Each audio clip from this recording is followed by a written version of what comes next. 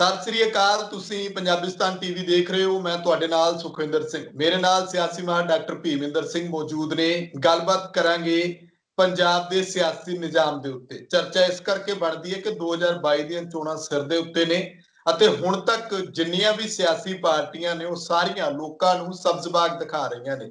ਨਵਜੋਤ ਸਿੰਘ ਸਿੱਧੂ ਦੇ ਉੱਤੇ ਲੋਕਾਂ ਦੀ ਇੱਕ ਆਸ ਟਿਕੀ ਹੋਈ ਹੈ ਕਿ ਸ਼ਾਇਦ ਨਵਜੋਤ ਸਿੱਧੂ ਕੋਈ ਬਦਲਾਅ ਲਿਆ ਸਕਦੇ ਨੇ, ਪਰ ਸਿੱਧੂ ਸਾਹਿਬ ਦੀ ਇਮਾਨਦਾਰੀ ਤੇ ਸ਼ੱਕ ਤਾਂ ਨਹੀਂ ਹੁੰਦਾ। ਪਰ ਸਵਾਲ ਇੱਥੇ ਉੱਠਦਾ ਹੈ ਕਿ ਸਿੱਧੂ ਸਾਹਿਬ ਫੈਸਲਾ ਕਿਉਂ ਨਹੀਂ ਕਰ ਪਾ ਰਹੇ। ਕਾਂਗਰਸ ਦੇ ਵਿੱਚ ਰਹਿ ਕੇ ਜੋ ਕੁਝ ਸਿੱਧੂ ਸਾਹਿਬ ਨਾਲ ਬੀਤ ਰਹੀ ਹੈ, ਕਿ ਕਾਂਗਰਸ ਹਾਈ ਕਮਾਂਡ ਤੋਂ ਬਾਹਰ ਆ ਕੇ ਨਵਜੋਤ ਸਿੱਧੂ ਪੰਜਾਬ ਦੇ ਵਿੱਚ ਇੱਕ ਵੱਖਰੀ ਧਿਰ ਖੜੀ ਕਰ ਸਕਦੇ ਨੇ। ਸਿੱਧੂ ਸਾਹਿਬ ਦਾ ਭਵਿੱਖ ਕਿਸ ਤਰ੍ਹਾਂ ਦਾ ਹੋਵੇਗਾ ਜੇ ਹਾਈ ਕਮਾਂਡ ਉਹਨਾਂ ਦੇ ਹੱਥ ਦੇ ਵਿੱਚ ਕੁਝ ਵੀ ਨਹੀਂ ਦਿੰਦੀ। ਇਹ ਬੜੇ ਤਰ੍ਹਾਂ ਦੇ ਸਵਾਲ ਨੇ, ਕਿਉਂਕਿ ਪੰਜਾਬ ਦੇ ਵਿੱਚ ਇੱਕ ਧਿਰ ਉਹ ਹੈ ਜਿਹੜੀ ਨਵਜੋਤ ਸਿੰਘ ਸਿੱਧੂ ਦੇ ਨਾਲ 36 ਦਾ ਅੰਕੜਾ ਬਣਾ ਕੇ ਬੈਠੀ ਹੈ, ਤੇ ਇੱਕ ਧਿਰ ਉਹ ਹੈ ਜਿਹੜੀ ਨਵਜੋਤ ਸਿੰਘ ਸਿੱਧੂ ਦੇ ਨਾਲ ਆਪਣੀ ਹੀ ਪਾਰਟੀ ਦੇ ਅੰਦਰ ਵਿਵਾਦ ਖੜਾ ਕਰਕੇ ਬੈਠੀ ਹੈ। ਸੁਖਬੀਰ ਸਿੰਘ ਬਾਦਲ ਹੁਣਾਂ ਨੇ ਜੋ ਕੁਝ ਕਿਹਾ ਉਹਦਾ ਜਵਾਬ ਨਵਜੋਤ ਸਿੱਧੂ ਨੇ ਦਿੱਤਾ ਕਿ ਜਦ ਤੱਕ ਸੁਖ ਵਿਲਾਸ ਦੀ ਥਾਂ ਤੇ ਸਰਕਾਰੀ ਸਕੂਲ ਤੇ ਸਰਕਾਰੀ ਹਸਪਤਾਲ ਲੋਕਾਂ ਨੂੰ ਮੈਂ ਉਹ ਸਹੂਲਤ ਨਹੀਂ ਦਿੰਦਾ, ਉਦੋਂ ਤੱਕ ਮੈਂ ਛੱਡਣ ਵਾਲਾ ਨਹੀਂ। ਬਹੁਤ ਕੁਝ ਹੈ, ਚਰਚਾ ਕਰਾਂਗੇ। ਡਾਕਟਰ ਸਾਹਿਬ ਸਵਾਗਤ ਹੈ ਤੁਹਾਡਾ ਪੰਜਾਬਿਸਤਾਨ ਟੀਵੀ ਤੇ। ਬਹੁਤ ਬਹੁਤ ਸ਼ੁਕਰੀਆ, ਮਿਹਰਬਾਨੀ, ਧੰਨਵਾਦ ਸੁਖਵਿੰਦਰ ਜੀ। ਸ਼ੁਕਰੀਆ। ਡਾਕਟਰ ਸਾਹਿਬ ਕਿੱਦਾਂ ਦੇਖਦੇ ਹੋ ਜਦੋਂ ਆਪਾਂ ਅੱਜ ਦੇ ਦਿਨ ਦੀ ਗੱਲ ਕਰੀਏ, ਕਿਉਂਕਿ ਪਿੱਛੇ ਜੋ ਕੁਝ ਬੀਤਿਆ ਨਵਜੋਤ ਸਿੱਧੂ ਨਾਲ ਉਹ ਸਭ ਨੂੰ ਪਤਾ ਹੈ। ਅੱਜ ਦੀ ਗੱਲ ਕਰੀਏ ਕਿ ਅੱਜ ਨਵਜੋਤ ਸਿੰਘ ਸਿੱਧੂ ਤੋਂ ਸਾਰਿਆਂ ਦੀਆਂ ਉਮੀਦਾਂ ਨੇ। ਸਿੱਧੂ ਸਾਹਿਬ ਫੈਸਲਾ ਕਿਉਂ ਨਹੀਂ ਲੈਂਦੇ? ਕਿਉਂ ਨਹੀਂ ਇਹਨਾਂ ਰਵਾਇਤੀ ਪਾਰਟੀਆਂ ਤੋਂ ਬਾਹਰ ਆ ਕੇ ਪੰਜਾਬ ਦੀ ਇੱਕ ਧਿਰ, ਪੰਜਾਬ ਦੇ ਵਿੱਚ ਪੰਜਾਬ ਦੀ ਪਾਰਟੀ, ਪੰਜਾਬ ਪੱਖੀ ਧਿਰ, ਉਹ ਕਿਉਂ ਨਹੀਂ ਖੜੀ ਕਰ ਪਾ ਰਹੇ? ਸੁਖਵਿੰਦਰ ਜੀ, ਨਵਜੋਤ ਸਿੰਘ ਸਿੱਧੂ ਜਦੋਂ ਕਾਂਗਰਸ ਦੇ ਵਿੱਚ ਸ਼ਾਮਲ ਹੋਏ ਸੀ ਤਾਂ ਉਸ ਵੇਲੇ ਰਾਹੁਲ ਜੀ ਔਰ ਪ੍ਰਿੰਕਾ ਜੀ ਨੇ ਬਹੁਤ ਵੱਡਾ ਰੋਲ ਅਦਾ ਕੀਤਾ ਸੀਗਾ। ਸੋ ਉਹਨਾਂ ਦੇ ਕਹਿਣ ਦੇ ਉੱਤੇ ਉਹ ਅੱਜ ਜਾਂ ਕੱਲ ਜਿਹੜੇ ਨੇ ਲਗਾਤਾਰ ਹਾਈ ਕਮਾਂਡ ਨੂੰ ਮਿਲ ਰਹੇ ਨੇ, ਪ੍ਰਿੰਕਾ ਜੀ ਨੂੰ ਮਿਲ ਰਹੇ ਨੇ, ਰਾਹੁਲ ਜੀ ਨੂੰ ਮਿਲ ਰਹੇ ਨੇ, ਸੋਨੀਆ ਗਾਂਧੀ ਜੀ ਨੂੰ ਮਿਲ ਰਹੇ ਨੇ। ਇਸ ਤੋਂ ਇਲਾਵਾ ਹੋਰ ਵੀ ਜਿਹੜੇ ਕਾਂਗਰਸ ਦੇ ਵੱਡੇ ਲੀਡਰ ਨੇ ਉਹਨਾਂ ਨੂੰ ਲੱਗਦੇ ਨੇ ਕਿ ਉਹਨਾਂ ਨਾਲ ਮਿਲਣਾ ਚਾਹੀਦਾ, ਉਹਨਾਂ ਨੂੰ ਵੀ ਉਹ ਮਿਲ ਰਹੇ ਨੇ।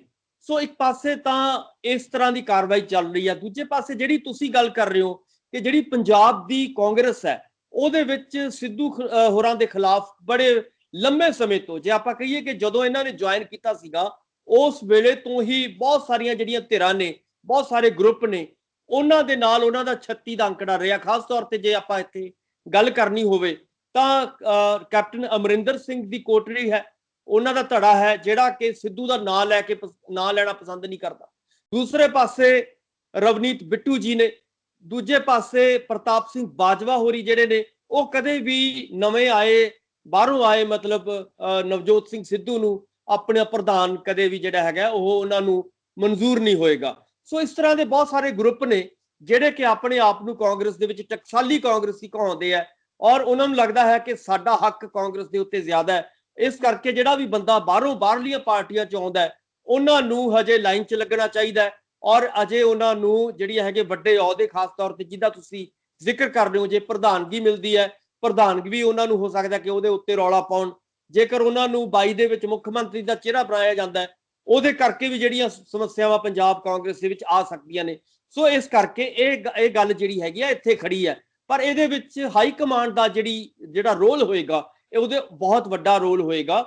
ਜੇਕਰ ਹਾਈ ਕਮਾਂਡ ਨੂੰ ਲੱਗਦਾ ਹੈ ਕਿ ਸਿੱਧੂ ਨੂੰ ਅਸੀਂ ਵਰਤਣਾ ਚਾਹੁੰਦੇ ਹਾਂ, ਸਿੱਧੂ ਨੂੰ ਅੱਗੇ ਲੱਗ ਕੇ, ਕਿਉਂਕਿ 22 ਦੇ ਵਿੱਚ 5 ਸੂਬਿਆਂ ਦੇ ਵਿੱਚ ਚੋਣਾਂ ਨੇ ਔਰ 5 ਸੂਬਿਆਂ ਦਾ ਮਤਲਬ ਹੈ ਕਿ ਜੇ ਆਪਾਂ ਯੂਪੀ, ਉੱਤਰਾਖੰਡ ਜਿਹੜੇ ਨੇ ਵੱਡੇ ਸੂਬੇ, ਜੇ ਆਪਾਂ ਇਹਨਾਂ ਦੀ ਗੱਲ ਕਰੀਏ ਤਾਂ ਇਹਨਾਂ ਨੇ ਅੱਗੇ ਜਾ ਕੇ 24 ਦੇ ਵਿੱਚ ਸਰਕਾਰ ਦੀ ਜਿਹੜੀ ਕਿਹਦੀ ਸਰਕਾਰ ਬਣੇਗੀ, ਕਿਹਦੀ ਨਹੀਂ ਬਣੇਗੀ, ਉਹ ਡਿਸਾਈਡ ਕਰਨਾ ਹੈ। ਸੋ ਇਸ ਕਰਕੇ ਇਹ ਜਿਹੜੀਆਂ ਅਗਲੀਆਂ ਚੋਣਾਂ ਨੇ ਜਿਹਦੇ ਵਿੱਚ ਪੰਜਾਬ ਦੀ ਚੋਣ ਵੀ ਸ਼ਾਮਲ ਹੈ ਉਹ ਬਹੁਤ ਹੀ ਇੰਪੋਰਟੈਂਟ ਨੇ ਕਾਂਗਰਸ ਦੇ ਲਈ।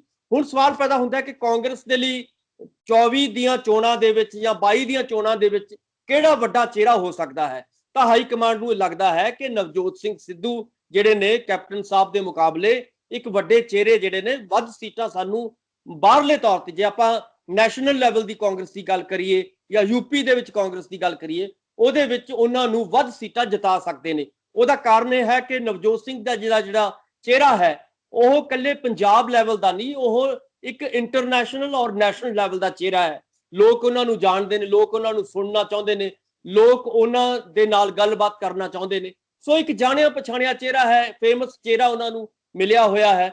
ਇਸ ਕਰਕੇ ਕਦੇ ਵੀ ਜਿਹੜੀ ਹਾਈ ਕਮਾਂਡ ਹੈ ਇਹਨਾਂ ਨੂੰ ਗਵਾਏਗੀ ਨਹੀਂ, ਇਹਨਾਂ ਦੀਆਂ ਡਿਮਾਂਡਸ ਜਿਹੜੀਆਂ ਨੇ ਉਹ ਪੂਰੀਆਂ ਕਰਨ ਦੀ ਕੋਸ਼ਿਸ਼ ਕਰੇਗੀ। ਔਰ ਜਦੋਂ ਅਸੀਂ ਕੈਪਟਨ ਸਾਹਿਬ ਦੀ ਗੱਲ ਕਰਦੇ ਹਾਂ ਤਾਂ ਕੈਪਟਨ ਸਾਹਿਬ ਨੂੰ ਦਾ ਜਿਹੜਾ ਦਾਇਰਾ ਹੈ, ਉਹਨਾਂ ਨੂੰ ਜਿਹੜੇ ਲੋਕਾਂ ਦੇ ਵਿੱਚ ਉਹਨਾਂ ਦੀ ਜਾਣ ਪਛਾਣ ਹੈ ਉਹ ਸਿਰਫ ਪੰਜਾਬ ਤੱਕ ਸੀਮਤ ਹੈ। ਤੁਹਾਨੂੰ ਵੀ ਯਾਦ ਹੋਏਗਾ ਕਿ ਪਿਛਲੇ ਜਦੋਂ ਦਿੱਲੀ ਦੇ ਵਿੱਚ ਚੋਣਾਂ ਸੀਗੀਆਂ ਤਾਂ ਕੈਪਟਨ ਸਾਹਿਬ ਨੂੰ ਇੱਕ ਚੋਣਾਂ ਦੇ ਵਿੱਚ ਪ੍ਰਚਾਰ ਦੇ ਲਈ ਭੇਜਿਆ ਗਿਆ ਸੀ ਦਿੱਲੀ ਦੇ ਵਿੱਚ, ਔਰ ਅਗਲੇ ਦਿਨ ਉਹ ਵਾਪਸ ਆ ਗਏ ਸੀਗੇ ਕਿਉਂਕਿ ਲੋਕਾਂ ਨੇ ਵਿਰੋਧ ਹੀ ਇੰਨਾ ਕੀਤਾ ਸੀਗਾ ਕਿ ਉਹਨਾਂ ਨੂੰ ਵਾਪਸ ਆਉਣਾ ਪੈ ਗਿਆ ਸੀਗਾ।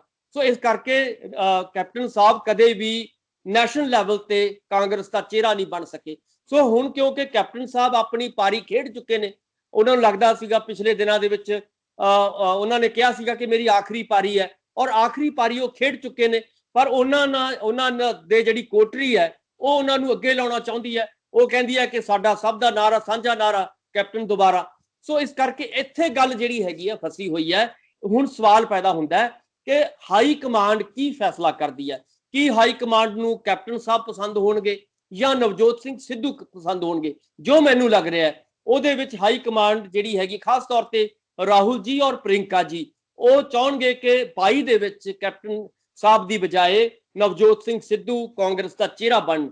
ਸੋ ਇਸ ਕਰਕੇ ਉਮੀਦ ਕੀਤੀ ਜਾਣੀ ਚਾਹੀਦੀ ਹੈ ਜਿਹੜੀਆਂ ਅੱਜ ਔਰ ਕੱਲ ਦੀਆਂ ਮੀਟਿੰਗਾਂ ਹੋਣਗੀਆਂ ਉਹਦੇ ਵਿੱਚ ਹੋ ਸਕਦਾ ਹੈ ਕਿ ਕੋਈ ਵੱਡਾ ਫੈਸਲਾ ਹਾਈ ਕਮਾਂਡ ਲਏਗੀ। ਔਰ ਜੇਕਰ ਹਾਈ ਕਮਾਂਡ ਵੱਡਾ ਫੈਸਲਾ ਲੈਂਦੀ ਹੈ, ਮੰਨ ਲਓ ਉਹਨਾਂ ਨੂੰ ਕਾਂਗਰਸ ਦਾ ਪ੍ਰਧਾਨ ਬਣਾਉਂਦੀ ਹੈ ਜਾਂ 22 ਦੇ ਵਿੱਚ ਉਹਨਾਂ ਨੂੰ ਮੁੱਖ ਮੰਤਰੀ ਦਾ ਚਿਹਰਾ ਪੇਸ਼ ਕਰਦੀ ਹੈ, ਤਾਂ ਲਾਜ਼ਮੀ ਤੌਰ ਤੇ ਸੰਕਟ ਜਿਹੜੇ ਨੇ ਫਿਰ ਜ਼ਿਆਦਾ ਵਧਣ ਦੀਆਂ ਸੰਭਾਵਨਾਵਾਂ ਨੇ। ਇਹਦੇ ਵਿੱਚ ਕੀ ਹੋਣਾ ਚਾਹੀਦਾ ਹੈ ਕਿ ਕਾਂਗਰਸ ਨੂੰ ਕਾਮਨ ਮਿਨੀਮਮ ਪ੍ਰੋਗਰਾਮ ਬਣਾਉਣਾ ਚਾਹੀਦਾ ਹੈ ਕਿ ਇੱਕ ਕਾਮਨ ਮਿਨੀਮਮ ਸਾਰੇ ਜਿਹੜੇ ਗਰੁੱਪਸ ਨੇ ਉਹਨਾਂ ਨੂੰ ਬਿਠਾਇਆ ਜਾਵੇ ਔਰ ਇੱਕ ਸਾਂਝਾ ਪ੍ਰੋਗਰਾਮ ਬਣਾਇਆ ਜਾਵੇ, ਉਹਦੇ ਉੱਤੇ ਮੋਹਰ ਲਗਾਈ ਜਾਵੇ। ਉਸ ਸਾਂਝੇ ਪ੍ਰੋਗਰਾਮ ਨੂੰ ਜਿਹੜਾ ਵੀ ਲੀਡਰ ਤੋੜੇਗਾ ਉਹਦੇ ਉੱਤੇ ਅਨੁਸ਼ਾਸਨੀ ਕਾਰਵਾਈ ਹੋਣੀ ਚਾਹੀਦੀ ਹੈ। ਜੇਕਰ ਇਹ ਕੰਮ ਨਹੀਂ ਹੁੰਦਾ ਤਾਂ ਲਾਜ਼ਮੀ ਤੌਰ ਤੇ ਉਹੀ ਹਾਲ ਹੋਏਗਾ ਜੋ ਰਾਜਸਥਾਨ ਦੇ ਵਿੱਚ ਕਾਂਗਰਸ ਦਾ ਹੋਇਆ, ਜੋ MP ਦੇ ਵਿੱਚ ਕਾਂਗਰਸ ਦਾ ਹੋਇਆ, ਜਾਂ ਇੱਥੋਂ ਤੱਕ ਕਿ ਜਿਹੜੀਆਂ ਪਿਛਲੇ ਦਿਨਾਂ ਦੇ ਵਿੱਚ 5 ਸਟੇਟਾਂ ਦੇ ਵਿੱਚ ਇਲੈਕਸ਼ਨਸ ਹੋਈਆਂ ਨੇ ਉਹਦੇ ਵਿੱਚ ਕਾਂਗਰਸ ਬਿਲਕੁਲ ਬੁਰੀ ਤਰ੍ਹਾਂ ਧੋਤੀ ਗਈ ਹੈ। ਉਸ ਤਰ੍ਹਾਂ ਦਾ ਹਾਲਾਤ ਜਿਹੜੇ ਨੇ ਪੈਦਾ ਹੋਣ ਦੀਆਂ ਸੰਭਾਵਨਾਵਾਂ ਫਿਰ ਜ਼ਿਆਦਾ ਨੇ। ਇਸ ਕਰਕੇ ਮੇਰਾ ਜਿਹੜਾ ਇਹ ਮੰਨਣਾ ਹੈ ਕਿ ਹਾਈ ਕਮਾਂਡ ਨੂੰ ਆਪਣੀ ਜ਼ਿੰਮੇਵਾਰੀ ਨਿਭਾਉਣੀ ਪਏਗੀ, ਆਪਣਾ ਠੋਸ ਔਰ ਖਾਸ ਜਿਹੜਾ ਡਿਸੀਜਨ ਹੈ ਉਹ ਲੈਣਾ ਪਏਗਾ ਔਰ ਅਨੁਸ਼ਾਸਨੀ ਕਾਰਵਾਈ ਜਿਹੜੀ ਹੈਗੀ ਹੈ, ਜਿਹੜੇ ਲੋਕ ਉਸ ਪ੍ਰੋਗਰਾਮ ਦੇ ਵਿਰੁੱਧ ਜਾਣਗੇ ਉਹਨਾਂ ਦੇ ਵਿਰੁੱਧ ਉਹਨਾਂ ਨੂੰ, ਚਾਹੇ ਕੈਪਟਨ ਸਾਹਿਬ ਹੋਣ, ਚਾਹੇ ਨਵਜੋਤ ਸਿੰਘ ਸਿੱਧੂ ਹੋਣ, ਚਾਹੇ ਪ੍ਰਤਾਪ ਸਿੰਘ ਬਾਜਵਾ ਜੀ ਹੋਣ, ਚਾਹੇ ਕਿੱਡੇ ਤੋਂ ਕਿੱਡਾ ਵੱਡਾ ਲੀਡਰ ਹੋਵੇ, ਤਾਂ ਉਹਨਾਂ ਨੂੰ ਅਨੁਸ਼ਾਸਨੀ ਕਾਰਵਾਈ ਜਿਹੜੀ ਹੈਗੀ ਹੈ ਕਰਨੀ ਪਏਗੀ। ਨਹੀਂ ਤਾਂ ਇਹ ਜਿਹੜਾ ਗਰੁੱਪਿਜ਼ਮ ਹੈ, ਕਾਟੋ ਕਲੇਸ਼ ਹੈ, ਇਸੇ ਤਰ੍ਹਾਂ ਵੱਧਦਾ ਜਾਏਗਾ ਔਰ ਹੌਲੀ ਹੌਲੀ ਇਹ ਬਸ ਤੋਂ ਬਾਹਰ ਹੋ ਜਾਏਗਾ ਔਰ ਇਹਦੇ ਨਾਲ 22 ਦੇ ਵਿੱਚ ਬਹੁਤ ਵੱਡਾ ਨੁਕਸਾਨ ਕਾਂਗਰਸ ਨੂੰ ਹੋਣ ਦੀਆਂ ਸੰਭਾਵਨਾਵਾਂ ਸੁਖਵਿੰਦਰ ਜੀ ਹੋ ਸਕਦੀਆਂ ਨੇ। ਜੀ ਡਾਕਟਰ ਸਾਹਿਬ, ਜਦੋਂ ਆਪਾਂ ਦੇਖਦੇ ਹਾਂ ਤੁਸੀਂ ਕਿਹਾ ਕਿ ਹਾਈ ਕਮਾਂਡ ਜੋ ਕੁਝ ਕਰਨਾ ਹਾਈ ਕਮਾਂਡ ਨੇ ਕਰਨਾ, ਸਿੱਧੂ ਸਾਹਿਬ ਨਜ਼ਰਾਂ ਹਾਈ ਕਮਾਂਡ ਤੇ ਰੱਖ ਰਹੇ ਨੇ, ਕੈਪਟਨ ਸਾਹਿਬ ਨੂੰ ਵੀ ਹਾਈ ਕਮਾਂਡ ਕੋਲ ਜਾਣਾ ਪੈਂਦਾ। ਫਿਰ ਕੀ ਮੰਨਿਆ ਜਾਏ ਕਿ ਕਾਂਗਰਸ ਹਾਈ ਕਮਾਂਡ ਨੂੰ ਪੰਜਾਬ ਦੇ ਹਿੱਤ ਨੂੰ ਨਾ ਦੇਖ ਕੇ ਪਾਰਟੀ ਦੇ ਹਿੱਤ ਨੂੰ ਦੇਖ ਰਹੀ ਹੈ? ਸਿੱਧੂ ਸਾਹਿਬ ਇਸ ਗੱਲ ਨੂੰ ਕਿਉਂ ਨਹੀਂ ਸਮਝ ਰਹੇ ਕਿ ਜੇ ਅੱਜ ਹਾਈ ਕਮਾਂਡ ਦੀ ਇੰਨੀ ਦਖਲਅੰਦਾਜ਼ੀ ਹੈ ਕਿ ਸਿੱਧੂ ਸਾਹਿਬ ਜਾਂ ਪੰਜਾਬ ਦੇ ਫੈਸਲਿਆਂ ਨੂੰ ਲੈ ਕੇ ਖੁੱਲ ਕੇ ਉਸ ਤਰੀਕੇ ਨਾਲ ਜਿੰਨਾ ਕੋ ਬੋਲ ਸਕਦੇ ਨੇ ਬੋਲ ਚੁੱਕੇ ਨੇ ਪਰ ਕੁਝ ਕਰ ਨਹੀਂ ਸਕਦੇ। ਗੱਲ ਉੱਥੇ ਹੀ ਆ ਜਾਂਦੀ ਹੈ ਕਿ ਫਿਰ ਸਿੱਧੂ ਸਾਹਿਬ ਇਸ ਮਸਲੇ ਨੂੰ ਲੈ ਕੇ ਕੱਲ ਨੂੰ ਫਿਰ ਕੋਈ ਗੱਲ ਹੋਊਗੀ, ਜੇ ਸਿੱਧੂ ਸਾਹਿਬ ਨੂੰ ਮੁੱਖ ਮੰਤਰੀ ਬਣਾ ਵੀ ਦਿੱਤਾ ਜਾਂਦਾ, ਚਿਹਰਾ ਦੇ ਵੀ ਦਿੱਤਾ ਜਾਂਦਾ, ਫਿਰ ਜਦੋਂ ਸਿੱਧੂ ਸਾਹਿਬ ਨੇ ਕੋਈ ਫੈਸਲੇ ਲੈਣੇ ਹੋਏ ਪੰਜਾਬ ਦੇ ਹਿੱਤ ਵਿੱਚ, ਫਿਰ ਹਾਈ ਕਮਾਂਡ ਦੇ ਮੂੰਹ ਵੱਲ ਝਾਕਣਾ ਪਏਗਾ। ਤੇ ਫਿਰ ਜੇ ਹਾਈ ਕਮਾਂਡ ਦੇ ਨਾਲ ਉੱਥੇ ਤਿੜਪਿੜ ਹੋਊਗੀ, ਫਿਰ ਇਸ ਤਰ੍ਹਾਂ ਕਿਵੇਂ ਚੱਲੇਗੀ ਸਿੱਧੂ ਸਾਹਿਬ ਦੀ ਸਿਆਸਤ? ਸੁਖਵਿੰਦਰ ਜੀ, ਜਦੋਂ ਅਸੀਂ ਇਦਾਂ ਦੀਆਂ ਪਾਰਟੀਆਂ ਦੀ ਗੱਲ ਕਰਦੇ ਆ, ਇਦਾਂ ਦੀਆਂ ਪਾਰਟੀਆਂ ਜਾਂ ਇਦਾਂ ਦੀ ਪੋਲਿਟਿਕਸ ਦੇ ਵਿੱਚ ਦੋ ਤਰ੍ਹਾਂ ਦੀਆਂ ਪਾਰਟੀਆਂ ਹੁੰਦੀਆਂ ਨੇ। ਇੱਕ ਹੁੰਦੀਆਂ ਨੇ ਰੀਜਨਲ ਪਾਰਟੀਆਂ, ਜਿਹਦੇ ਵਿੱਚ ਅਕਾਲੀ ਦਲ ਹੈ ਫੋਰ ਐਗਜ਼ਾਮਪਲ, ਜਿਹਦੇ ਵਿੱਚ ਜਾਂ ਹੋਰ ਛੋਟੀਆਂ ਮੋਟੀਆਂ ਜਿਵੇਂ ਬੈਂਸ ਬ੍ਰਦਰ ਦੀ ਪਾਰਟੀ ਹੈ ਜਾਂ ਹੋਰ ਬਹੁਤ ਛੋਟੀਆਂ ਪਾਰਟੀਆਂ ਨੇ। ਇੱਕ ਹੁੰਦੀਆਂ ਨੇ ਨੈਸ਼ਨਲ ਲੈਵਲ ਦੀਆਂ ਪਾਰਟੀਆਂ, ਜਿਹਦੇ ਵਿੱਚ ਕਾਂਗਰਸ ਸਭ ਤੋਂ ਪੁਰਾਣੀ ਪਾਰਟੀ ਹੈ ਭਾਰਤ ਦੀ, ਹਿੰਦੁਸਤਾਨ ਦੀ, ਔਰ ਦੂਸਰੇ ਪਾਸੇ ਆਪਾਂ ਕਹਿ ਸਕਦੇ ਹਾਂ ਆਮ ਆਦਮੀ ਪਾਰਟੀ ਹੈ, ਬੀਜੇਪੀ ਛੱਡ ਕੇ ਆਏ ਨੇ ਨਵਜੋਤ ਸਿੰਘ ਸਿੱਧੂ, ਉਹ ਵੀ ਨੈਸ਼ਨਲ ਲੈਵਲ ਦੀ ਪਾਰਟੀ, ਆਪਣੇ ਆਪ ਨੂੰ ਸਭ ਤੋਂ ਵੱਡੀ ਨੈਸ਼ਨਲ ਪਾਰਟੀ ਕਹਾਉਂਦੀ ਹੈ ਬੀਜੇਪੀ। ਸੋ ਜੇਕਰ ਤੁਸੀਂ ਇਦਾਂ ਦੀ ਪਾਰਟੀ ਦੇ ਵਿੱਚ ਆਏ ਹੋ ਔਰ ਜਿਹਦੇ ਬਾਰੇ ਉਹ ਬਿਲਕੁਲ ਕਲੀਅਰ ਨੇ, ਉਹ ਪਹਿਲਾਂ ਵੀ ਨੈਸ਼ਨਲ ਪਾਰਟੀ 'ਚ ਰਹੇ ਨੇ, ਔਰ ਨੈਸ਼ਨਲ ਪਾਰਟੀ ਦਾ ਮਤਲਬ ਹੀ ਇਹੀ ਹੁੰਦਾ ਹੈ ਕਿ ਇੱਕ ਨੈਸ਼ਨਲ ਜਿਹੜੀ ਹੁੰਦੀ ਹੈ, ਨੈਸ਼ਨਲ ਲੈਵਲ ਦੀ ਤੁਹਾਡੀ ਬਾਡੀ ਹੁੰਦੀ ਹੈ, ਔਰ ਉਹ ਤੁਹਾਡੀ ਜਿਹੜੀ ਹੈਗੀ ਹਾਈ ਕਮਾਂਡ ਹੁੰਦੀ ਹੈ ਔਰ ਉਹ ਫੈਸਲੇ ਕਰਦੀ ਹੈ ਸਟੇਟਾਂ ਦੇ ਜਿਹੜੇ ਫੈਸਲੇ ਹੁੰਦੇ ਨੇ ਉਹ ਫਿਰ ਡਿਸਟ੍ਰਿਕਟ ਲੈਵਲ ਦੇ ਹੁੰਦੇ ਆ, ਫਿਰ ਡਿਸਟ੍ਰਿਕਟ ਦੇ, ਫਿਰ ਬਲਾਕ ਲੈਵਲ ਦੇ। ਇਹ ਇੱਕ ਕੜੀ ਜਿਹੜੀ ਹੈਗੀ ਹੈ, ਜਦੋਂ ਤੁਸੀਂ ਨੈਸ਼ਨਲ ਲੈਵਲ ਦੀ ਪਾਰਟੀ ਜੁਆਇਨ ਕਰਦੇ ਹੋ ਤਾਂ ਲਾਜ਼ਮੀ ਤੌਰ ਤੇ ਤੁਹਾਨੂੰ ਉਹ ਅਨੁਸ਼ਾਸਨ ਜਿਹੜਾ ਹੈਗਾ ਜਿਹਦੀ ਮੈਂ ਗੱਲ ਕਰ ਰਿਹਾ ਉਸ ਅਨੁਸ਼ਾਸਨ ਦੇ ਵਿੱਚ ਤੁਹਾਨੂੰ ਵੱਜਣਾ ਪੈਂਦਾ।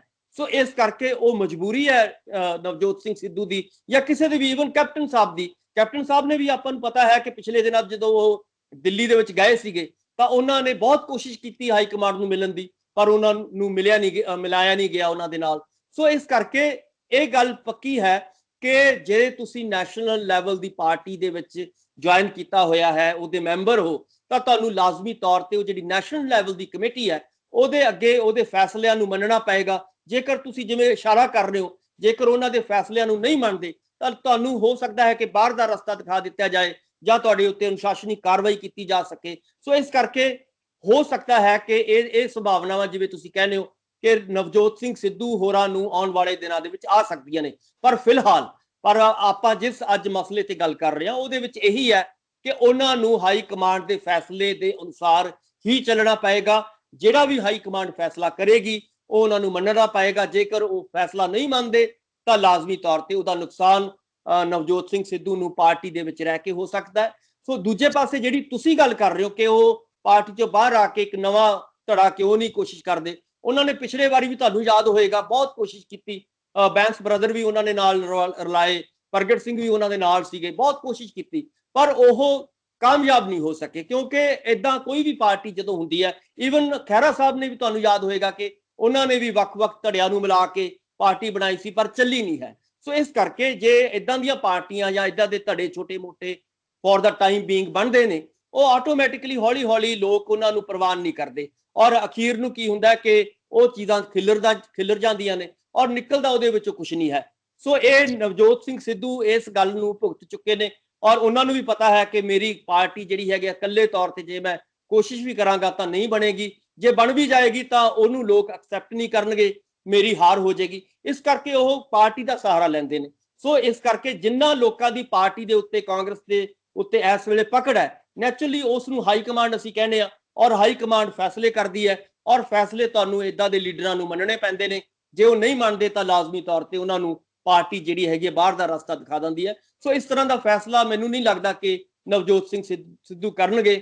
ਉਹ ਪਾਰਟੀ ਫਿਲਹਾਲ ਉਹ ਪਾਰਟੀ ਦੇ ਵਿੱਚ ਰਹਿ ਕੇ ਹੀ ਲੜਨਗੇ, ਪਰ ਜਦੋਂ ਪਾਣੀ ਜਿਹੜਾ ਹੈਗਾ ਉਹਨਾਂ ਦੇ ਸਿਰ ਤੋਂ ਟੱਪ ਗਿਆ ਤਾਂ ਲਾਜ਼ਮੀ ਤੌਰ ਤੇ ਨਵਾਂ ਫੈਸਲਾ ਹੋ ਸਕਦਾ ਕਿ ਉਸ ਵੇਲੇ ਉਹ ਸੋਚ ਸਕਦੇ ਨੇ ਕਿ ਉਹ ਨਵਾਂ ਫੈਸਲਾ ਲੈਣਗੇ ਔਰ ਕਿਸੇ ਨਵੀਂ ਪਾਰਟੀ ਨੂੰ ਉਹ ਜੁਆਇਨ ਕਰ ਸਕਦੇ ਆ। ਉਹ ਬਾਅਦ ਦੀਆਂ ਗੱਲਾਂ ਨੇ, ਪਰ ਫਿਲਹਾਲ ਲੱਗਦਾ ਹੈ ਕਿ Navjot Singh Sidhu within party, Congress party ਦੇ ਵਿੱਚ ਰਹਿ ਕੇ ਆਪਣੀ ਲੜਾਈ ਲੜਨਗੇ ਔਰ ਜਿਹੜੇ ਵੀ ਉਹਨਾਂ ਨੂੰ ਲੱਗਦਾ ਕਿ 4.5 ਸਾਲ ਉਹਨਾਂ ਨੂੰ ਖੁੱਡੇ ਲਗਾਉਣ ਵਾਲੇ ਜਿਹੜੇ ਧੜੇ ਨੇ ਜਾਂ ਕੈਪਟਨ ਸਾਹਿਬ ਨੇ, ਉਹਨਾਂ ਨੂੰ ਹੋ ਸਕਦਾ ਕਿ ਆਉਣ ਵਾਲੇ ਦਿਨਾਂ ਦੇ ਵਿੱਚ ਉਹ ਇਦਾਂ ਹੀ ਵਿੱਚ ਰਹਿ ਕੇ ਲੜਨ ਦੀ ਕੋਸ਼ਿਸ਼ ਕਰਨਗੇ। ਉਹਨਾਂ ਨੇ 4.5 ਸਾਲ ਸਬਰ ਸੰਤੋਖ ਦਾ ਘੁੱਟ ਪੀਤਾ ਹੈ।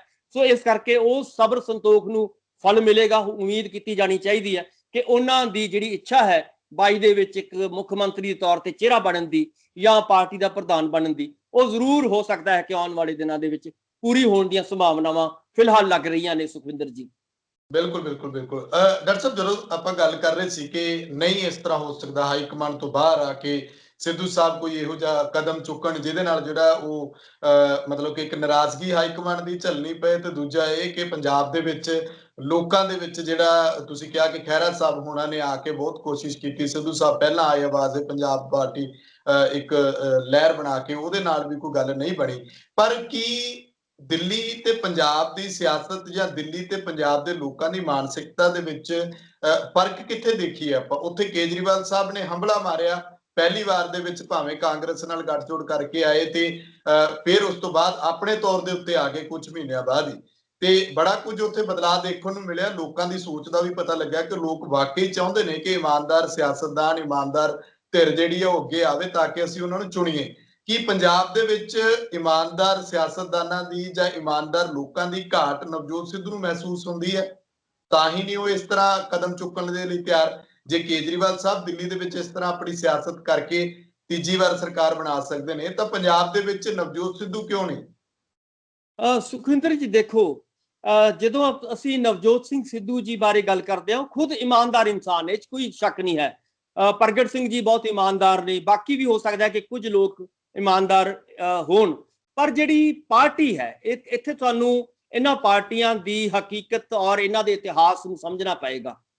ਜਦੋਂ ਕਾਂਗਰਸ ਪਾਰਟੀ ਬਣੀ ਸੀ, ਜਵਾਹਰ ਲਾਲ ਨਹਿਰੂ, ਮਹਾਤਮਾ ਗਾਂਧੀ ਜਾਂ ਹੋਰ ਵੱਡੇ ਵੱਡੇ ਲੀਡਰ ਜਿਹੜੇ ਉਸ ਵੇਲੇ ਦੇ ਫਰੀडम फाइटर ਇਸ ਪਾਰਟੀ 'ਚ ਰਲੇ, ਚੰਗੇ ਬੰਦੇ ਆਏ।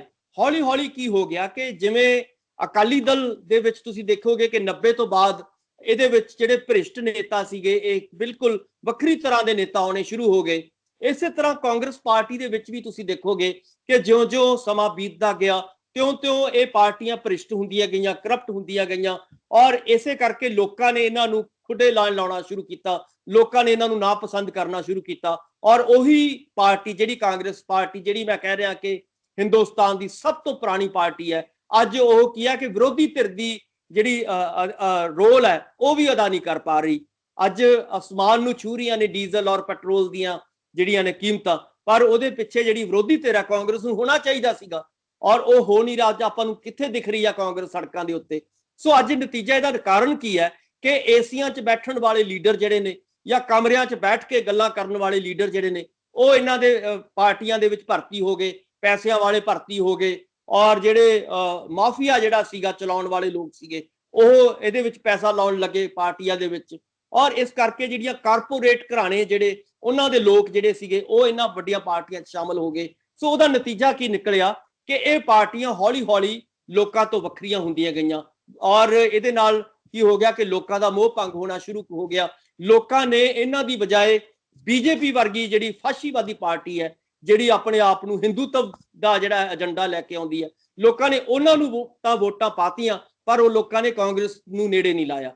ਸੋ ਤੁਸੀਂ ਦੇਖੋਗੇ, ਮੇਰਾ ਕਹਿਣ ਦਾ ਭਾਵ ਇਹ ਹੈ ਕਿ ਜਦੋਂ ਅਸੀਂ ਇਹਨਾਂ ਪਾਰਟੀਆਂ, ਕਾਂਗਰਸ ਪਾਰਟੀ ਦੇ ਵਿੱਚ ਰਹਿ ਕੇ ਆਪਾਂ ਨੂੰ ਲੱਗਦਾ ਕਿ ਕੀ ਨਵਜੋਤ ਸਿੰਘ ਸਿੱਧੂ ਜਿਹੜੇ ਏਜੰਡੇ ਕਹਿ ਰਹੇ ਹੋ, ਜਿਵੇਂ ਉਹਨਾਂ ਨੇ ਅੱਜ ਇੱਕ ਸਵਾਲ ਦਾ ਜਵਾਬ ਦਿੱਤਾ ਹੈ ਸੁਖਬੀਰ ਬਾਦਲ ਦਾ ਕਿ ਮੈਂ ਜਿਹੜਾ ਹੈਗਾ ਸੁਖ ਵਿਲਾਸ ਨੂੰ ਸਕੂਲ ਬਣਾ ਦਾਂਗਾ ਜਾਂ ਹਸਪਤਾਲ ਬਣਾ ਦਾਂਗਾ। ਹੁਣ ਸਵਾਲ ਪੈਦਾ ਹੁੰਦਾ ਕੀ ਬਣਾ ਸਕਦੇ ਨੇ? ਨਹੀਂ ਬਣਾ ਸਕਦੇ, ਕਿਉਂਕਿ ਵਿਦਨ ਪਾਰਟੀ ਉਹਨਾਂ ਨੇ ਕੋਸ਼ਿਸ਼ ਕਰਕੇ ਦੇਖ ਹੀ ਲਈ ਸੀਗੀ। ਜਿੰਨੀ ਕੁ ਦੇਰ ਉਹ ਕੁਝ ਸਮੇਂ ਲਈ ਆਪਾਂ ਨੂੰ ਪਤਾ ਹੈ ਕਿ ਕੈਬਨਿਟ ਦੇ ਮਿਨਿਸਟਰ ਰਹੇ ਨੇ, ਮਿਨਿਸਟਰ ਰਹਿੰਦੇ ਆ ਉਹਨਾਂ ਨੇ ਬਹੁਤ ਕੋਸ਼ਿਸ਼ ਕੀਤੀ ਕਿ ਮੈਂ ਆਹ ਲੈ ਕੇ ਆਉਂਗਾ, ਮੇਰਾ ਏਜੰਡਾ ਆ ਹੋਏਗਾ, ਮੈਂ ਮਾਫੀਏ ਦੇ ਖਿਲਾਫ ਏਦਾਂ ਲੜੂੰਗਾ, ਲਿਕਰ ਮਾਫੀਏ ਦੇ ਖਿਲਾਫ ਏਦਾਂ ਲੜਾਂਗਾ।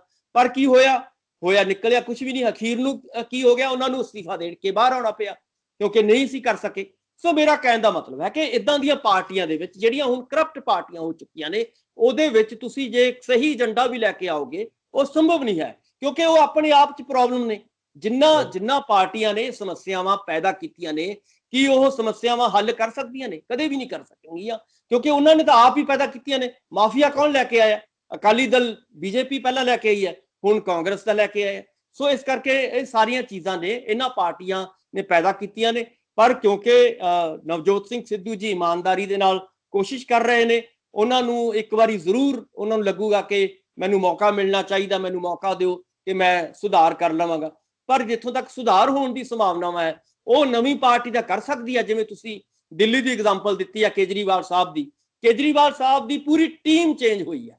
ਇਹ ਨਹੀਂ ਹੋਏ ਉਹਨਾਂ ਨੇ ਕਿਹਾ ਕਿ ਮੈਂ ਬੀਜੇਪੀ 'ਚ ਜਾ ਕੇ ਸੁਧਾਰ ਦਾਂਗਾ ਜਾਂ ਫਲਾਣੀ ਪਾਰਟੀ ਦੇ ਵਿੱਚ ਜਾ ਕੇ, ਕਾਂਗਰਸ ਦੇ ਵਿੱਚ ਜਾ ਕੇ ਸੁਧਾਰ ਦਾਂਗਾ। ਉਹਨਾਂ ਨੇ ਬਿਲਕੁਲ ਨਵੀਂ ਦੀ ਨਵੀਂ ਟੀਮ ਬਣਾਈ। ਆਮ ਆਦਮੀ ਪਾਰਟੀ ਸ਼ੁਰੂ ਤੋਂ ਲੈ ਕੇ ਅਖੀਰ ਤੱਕ ਉੱਥੇ ਨਵੀਂ ਸਾਰੀ ਚੀਜ਼ ਚੇਂਜ ਕੀਤੀ, ਹਰ ਚੀਜ਼ ਬਦਲੀ ਉਹਨਾਂ ਨੇ, ਤਾਂ ਕਿਤੇ ਜਾ ਕੇ ਉੱਥੇ ਦਿੱਲੀ ਦੇ ਵਿੱਚ ਸੰਭਾਵਨਾਵਾਂ ਸੀਗੀਆਂ। ਸੋ ਇਸ ਕਰਕੇ ਜੇ ਆਪਾਂ ਪੰਜਾਬ ਦੀ ਗੱਲ ਕਰੀਏ, ਪੰਜਾਬ ਦੇ ਵਿੱਚ ਕਿਉਂਕਿ ਕੇਜਰੀਵਾਲ ਵਰਗੀ ਉਸ ਕਿਸਮ ਦੀ ਟੀਮ ਪੰਜਾਬ ਕੋਲੇ ਨਹੀਂ ਹੈ, ਉਸ ਕਿਸਮ ਦੇ ਚਿਹਰੇ ਚਾਹੀਦੇ ਨੇ ਤੁਹਾਨੂੰ। ਇਸ ਕਰਕੇ ਚਿਹਰਿਆਂ ਦੀ ਸਮੱਸਿਆ ਜਿਹੜੀ ਹੈਗੀ ਆਮ ਆਦਮੀ ਦੀ ਪਾਰਟੀ ਦੀ ਰਹੇਗੀ। ਜਿੰਨੀ ਦੇਰ ਉਹ ਚਿਹਰੇ ਕੰਪਲੀਟ ਨਹੀਂ ਹੁੰਦੇ, ਜਿੰਨੀ ਦੇਰ ਲੋਕਾਂ ਦੇ ਵਿਸ਼ਵਾਸ ਜਿੱਤਣ ਵਾਲੇ ਚਿਹਰੇ ਤੁਸੀਂ ਨਹੀਂ ਲੈ ਕੇ ਆਓਗੇ, ਉਨੀ ਦੇਰ ਲੋਕ ਜਿਹੜੇ ਨੇ ਤੁਹਾਡੇ ਉੱਤੇ ਵਿਸ਼ਵਾਸ ਨਹੀਂ ਕਰਦੇ। ਸੋ ਇਸ ਕਰਕੇ ਹੋ ਸਕਦਾ ਹੈ ਕਿ ਦਿੱਲੀ ਦਾ ਮਾਡਲ ਲੋਕਾਂ ਨੂੰ ਪਸੰਦ ਆਵੇ, ਪਰ ਉਸ ਮਾਡਲ ਨੂੰ ਲਾਗੂ ਕੌਣ ਕਰੇਗਾ? ਲਾਗੂ ਤਾਂ ਚਿਹਰੇ ਕਰਨਗੇ, ਲਾਗੂ ਤਾਂ ਤੁਹਾਡੇ ਲੀਡਰਸ਼ਿਪ ਕਰੇਗੀ।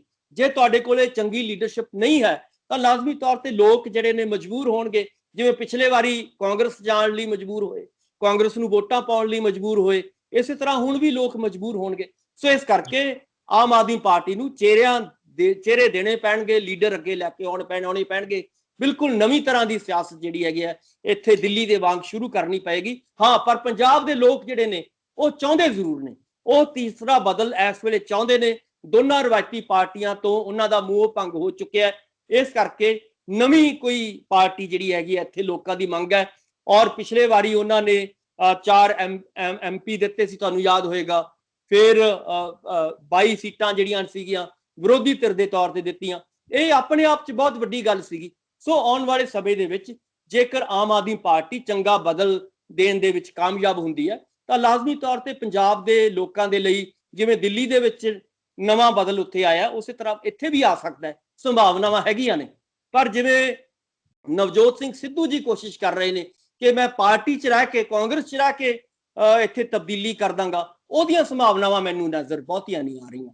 ਜੀ ਸੁਖਵਿੰਦਰ ਜੀ। ਜੀ ਸ਼ੁਕਰੀਆ ਡਾਕਟਰ ਸਾਹਿਬ, ਬਹੁਤ ਬਹੁਤ ਧੰਨਵਾਦ। ਬਹੁਤ ਬਹੁਤ ਮਿਹਰਬਾਨੀ, ਧੰਨਵਾਦ ਸੁਖਵਿੰਦਰ ਜੀ। ਸੋ ਮੇਰੇ ਨਾਲ ਮੌਜੂਦ ਸਨ ਸਿਆਸੀ ਮਾਹਰ ਡਾਕਟਰ ਭੀਮਿੰਦਰ ਸਿੰਘ। ਨਵਜੋਤ ਸਿੰਘ ਸਿੱਧੂ ਨੂੰ ਲੈ ਕੇ ਹੋਰ ਵੀ ਬਹੁਤ ਸਵਾਲ ਨੇ ਜਿਹੜੇ ਲੋਕਾਂ ਦੇ ਮਨਾਂ ਦੇ ਵਿੱਚ ਨੇ ਕਿ ਆਖਿਰਕਾਰ ਸਿੱਧੂ ਸਾਹਿਬ ਜਾਂ ਤਾਂ ਏਦਾਂ ਕਹਿ ਲਓ ਕਿ ਜ਼ਲੀਲ ਹੋ ਰਹੇ ਨੇ ਕਾਂਗਰਸ ਪਾਰਟੀ ਦੇ ਵਿੱਚ, ਜਿਸ ਤਰੀਕੇ ਦੇ ਨਾਲ ਉਹਨਾਂ ਨੂੰ ਪਹਿਲਾਂ ਕਹਿੰਦੇ ਰਾਹੁਲ ਗਾਂਧੀ ਨਾਲ ਮਿਲਣਾ ਹੈ, ਫਿਰ ਗੱਲਬਾਤ ਨਹੀਂ ਹੁੰਦੀ, ਫਿਰ ਪ੍ਰਿਯੰਕਾ ਗਾਂਧੀ ਨੂੰ ਮਿਲਦੇ ਨੇ, ਫਿਰ ਉਸ ਤੋਂ ਬਾਅਦ ਦਿੱਲੀ ਦੇ ਵਿੱਚ ਇੱਕ ਚਰਚਾ ਜਿਹੜੀ ਹੈ ਦਿੱਲੀ ਦੀ ਸਿਆਸਤ ਦੇ ਵਿੱਚ ਕਾਂਗਰਸ ਹਾਈ ਕਮਾਂਡ 'ਚ ਚੱਲਦੀ ਹੈ ਕਿ ਕੈਪਟਨ ਸਾਹਿਬ ਨੂੰ ਜੋ ਕੁਝ ਕਿਹਾ ਸੀਗਾ, ਕੈਪਟਨ ਸਾਹਿਬ ਨੇ ਤਾਂ ਉਸ ਉੱਤੇ ਕੰਮ ਕਰਨਾ ਸ਼ੁਰੂ ਕਰ ਦਿੱਤਾ ਹੈ। ਪਰ ਕੀ ਵਾਕਈ 2022 ਦੇ ਵਿੱਚ ਪੰਜਾਬ ਦੇ ਵਿੱਚ ਇੱਕ ਬਦਲਵੀਂ ਸਿਆਸਤ ਪੰਜਾਬੀਆਂ ਨੂੰ ਦੇਖਣ ਨੂੰ ਮਿਲੇਗੀ? ਕਿ ਵਾਕਈ ਪੰਜਾਬ ਦੇ ਵਿੱਚ ਜਿਹੜਾ ਅਫਸਰਸ਼ਾਹੀ ਦਾ, ਸਿਆਸਤ ਦਾ, ਭ੍ਰਿਸ਼ਟਾਚਾਰ ਦਾ ਜਿਹੜਾ ਨੈਕਸਸ ਇੱਕ ਬਣਿਆ ਹੋਇਆ, ਉਹ ਜਿਹੜਾ ਉਹ ਪੰਜਾਬ ਵਿੱਚੋਂ ਬਾਹਰ ਹੋਵੇਗਾ ਜਾਂ ਉਸ ਦੇ ਵਿੱਚ ਸੁਧਾਰ ਆਵੇਗਾ, ਜਾਂ ਕੀ ਕੁਝ ਹੋਣਾ ਪੰਜਾਬ ਦੇ ਵਿੱਚ? ਸਭ ਦੀਆਂ ਨਜ਼ਰਾਂ ਇਸੇ ਉੱਤੇ ਟਿਕੀਆਂ ਨੇ, ਨਵਜੋਤ ਸਿੱਧੂ ਤੇ ਖਾਸ ਕਰ ਇਸ ਲਈ ਕਿਉਂਕਿ ਸਿੱਧੂ ਸਾਹਿਬ ਤੋਂ, ਜਿਵੇਂ ਮੈਂ ਸ਼ੁਰੂ ਦੇ ਵਿੱਚ ਕਿਹਾ, ਕਿ ਉਮੀਦਾਂ ਬਹੁਤ ਨੇ। ਤੁਸੀਂ ਆਪਣੇ ਵਿਚਾਰ ਕਮੈਂਟ ਜ਼ਰੂਰ ਕਰਿਓ। ਪੰਜਾਬਿਸਤਾਨ ਟੀਵੀ ਨੂੰ ਸਬਸਕ੍ਰਾਈਬ ਕਰੋ। ਮੈਨੂੰ ਇਜਾਜ਼ਤ ਦਿਓ। ਧੰਨਵਾਦ।